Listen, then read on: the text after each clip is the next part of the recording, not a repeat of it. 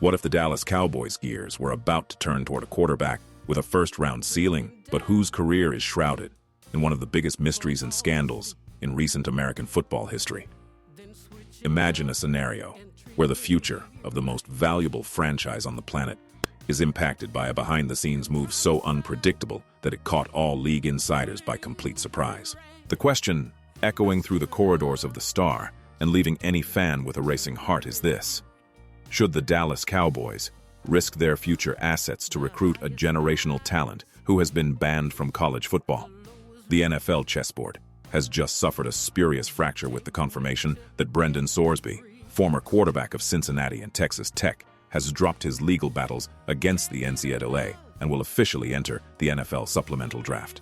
The news landed like an atomic bomb in the laps of the coaching staff, and the silence coming from Dallas in the face of this is unsettling. Nobody expected this outcome to happen before the June deadline. The atmosphere in the league changed instantly, and Cowboys fans need to understand that every second from now on counts in determining whether we are facing a golden opportunity or a monumental trap that could implode our rebuilding process. The mood is one of pure anticipation. The fans are in shock, and the national media has already started shining its spotlight on Jerry Jones. After all, when a player with elite potential becomes available through alternative means, America's team is always the first suspect to act. How will this impact our relentless pursuit of the Super Bowl? The answer to this mystery is beginning to take shape now. The first clue to this fascinating narrative lies in the nature of the event that placed this young talent on the professional market, ahead of schedule, and the price the Cowboys would have to pay to acquire him. The NFL supplemental draft is not a typical draft. It functions as a blind, highly strategic auction where teams submit secret bids using their traditional draft picks for the following year.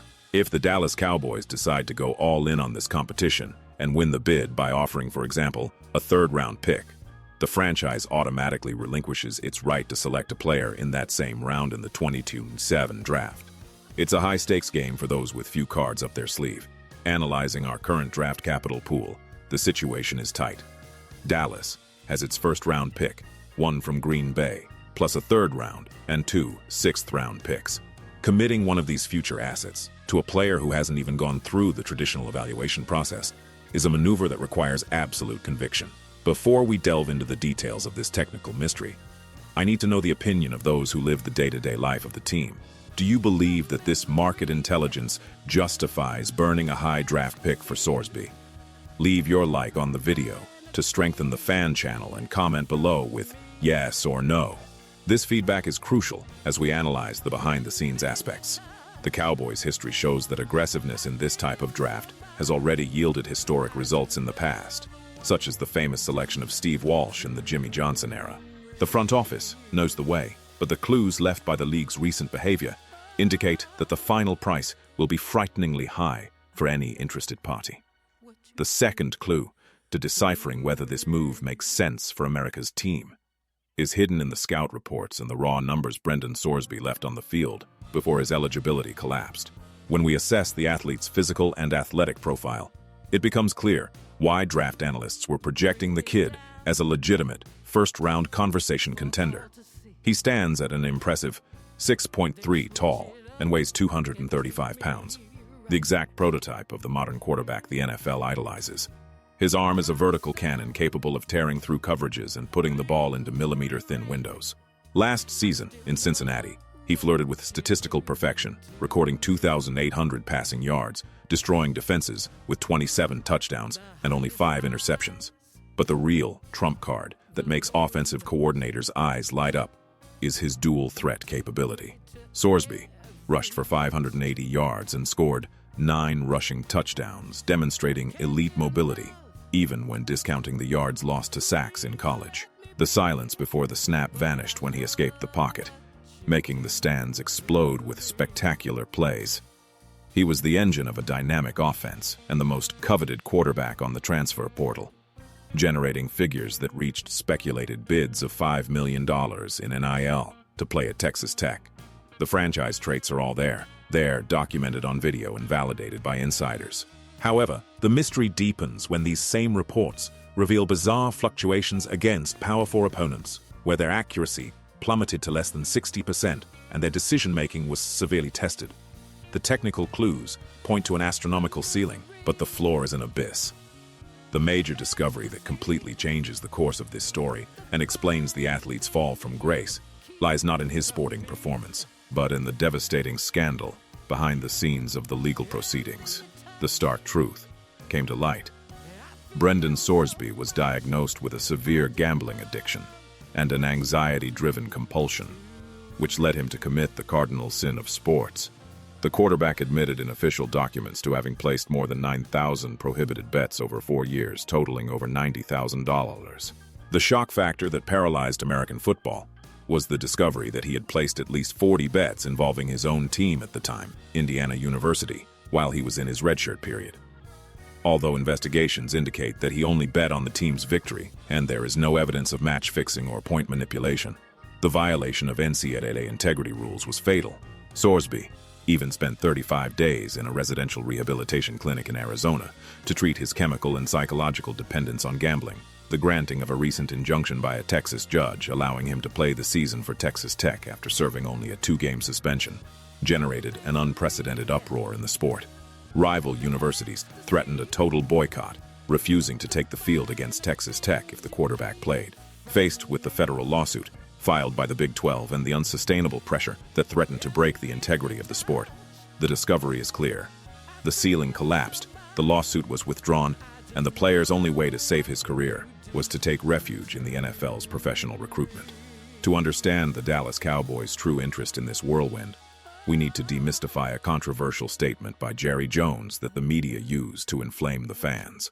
Weeks ago, when questioned about the possibility of the NFL holding a supplemental draft because of Sorsby, the Dallas Cowboys owner stated verbatim that he didn't know the specific details about the player, but fired off a typically aggressive phrase. "I like the supplemental draft, especially where we are. The more good guys we get on the field as soon as possible, the better, because I'm in that gambler vibe." Many hasty analysts interpreted this as confirmation that Dallas would make an aggressive bid for the athlete. The real explanation, however, refutes this sensationalist narrative. Jerry Jones clearly admitted to not knowing the athlete, which means he wasn't watching the Texas Tech tapes. Our owner's comment was a generic allusion to his market stance and his well-known obsession with accumulating talent at the most important position in the game for alternative values. Dallas's philosophy has always been to seek quarterbacks with elite traits without necessarily burning through first-round picks in the current year, exactly as we did when trading a 4th-round pick for Trey Lance, when acquiring Dak Prescott in the 4th round in the past, or when trading for Joe Milton. The front office sees the supplemental draft as a pure window of opportunity to acquire a high-value asset without competing on traditional draft day. The explanation for the buzz surrounding the team is purely America's team DNA.